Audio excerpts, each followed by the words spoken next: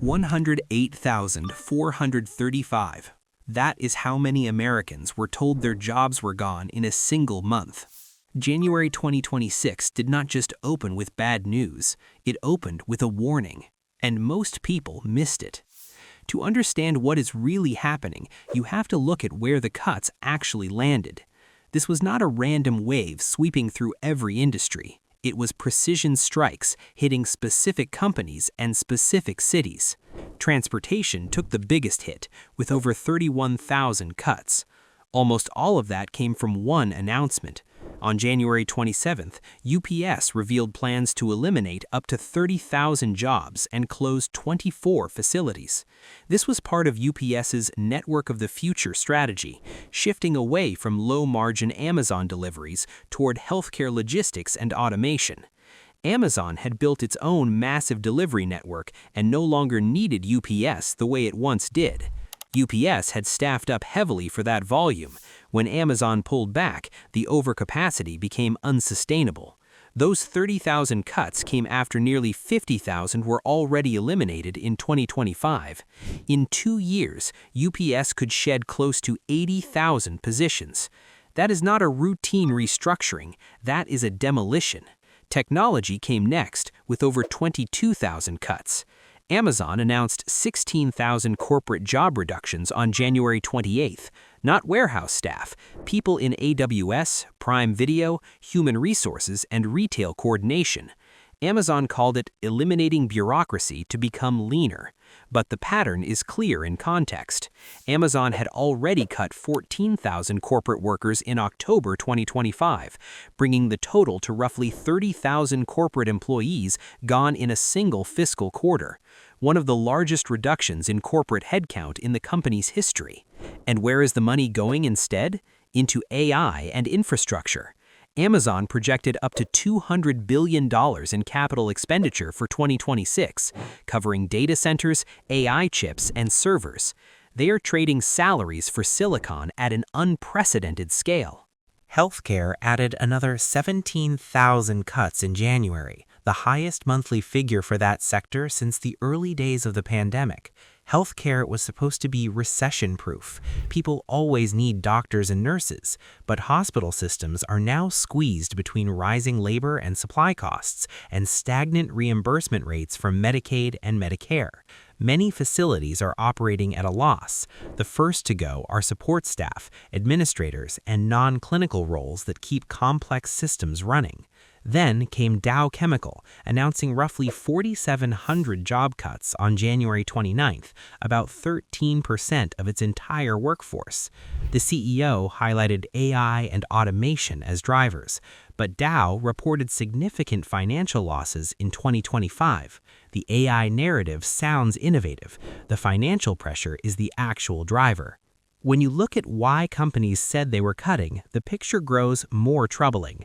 Contract losses led, with over 31,000, largely tied to the UPS and Amazon shift. Market conditions followed at more than 28,000. AI was explicitly cited in roughly 7,000 to 8,000 cases, about 7% of the total. That percentage sounds small, but AI's real impact is subtler and more dangerous than any headline number reveals. It is silent compression. Companies are not announcing that AI eliminated a role. They freeze hiring instead. When someone leaves, the position stays vacant. When a team requests more headcount, the answer is no. The freeze becomes permanent, and no press release ever goes out. Entry-level job postings have dropped sharply in recent years. Computer science graduates now face an unemployment rate of around 7%, comparable to that of fine arts majors. That was unthinkable just a few years ago. The traditional entry door into the knowledge economy is quietly closing. Deutsche Bank warned that AI redundancy washing would become a major trend in 2026. Companies rebrand classic cost-cutting as a visionary AI strategy because Wall Street rewards the story. Blame economic headwinds and your stock dips. Blame AI for efficiency gains and it often rises. Look at Klarna. The CEO boasted that AI could replace human roles after headcount fell sharply. Then he backtracked and said no layoffs were AI-driven.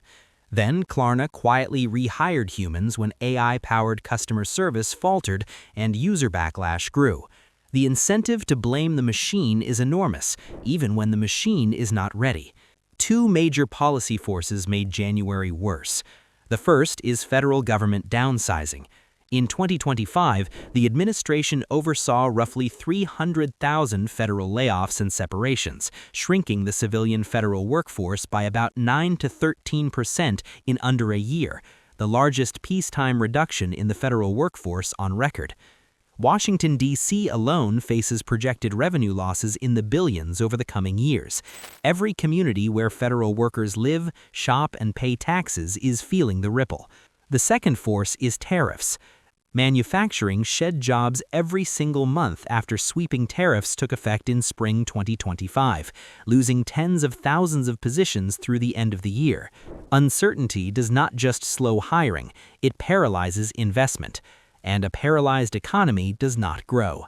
The broader picture is stark. After major benchmark revisions released in early 2026, the U.S. economy added just 181,000 jobs in all of 2025, the weakest non-recession year since at least 2003. The second half of 2025 averaged minimal monthly gains against a break-even need of roughly 70,000 to 80,000 jobs just to absorb new workers entering the workforce. The average job search now takes nearly 6 months. Automated systems filter out 75% of resumes before a human ever reads them. Consumer confidence has collapsed. The Conference Board's expectations index fell below the recession warning threshold and stayed there for over a year. A massive overlooked factor has nothing to do with AI or tariffs at all. Between 2020 and 2022, near-zero interest rates and stimulus money fueled the most aggressive corporate hiring binge in modern history. Meta nearly doubled its workforce. Amazon literally doubled. They built for pandemic-era demand levels they assumed were permanent. When normalization hit, the correction began. But the correction is not finished. Few major tech firms have returned to pre-pandemic staffing levels. The so-called right-sizing created a new, higher baseline that is still being compressed downward today. 3 realistic paths lie ahead.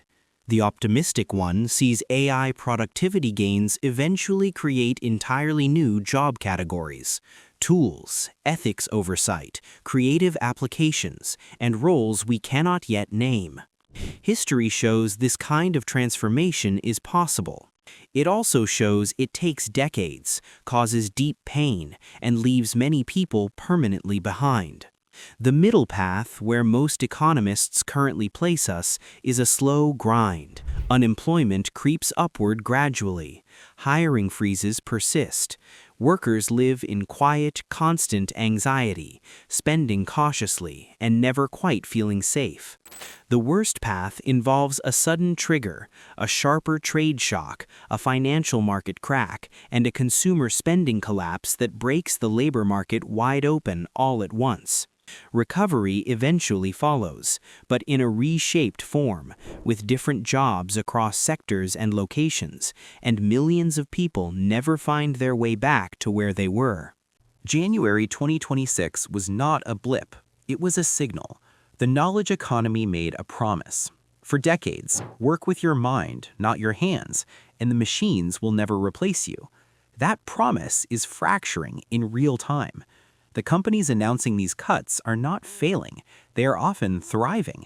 Amazon is projecting $200 billion in capital expenditure while shedding corporate roles. UPS is pivoting toward higher margin business while cutting 80,000 jobs over 2 years.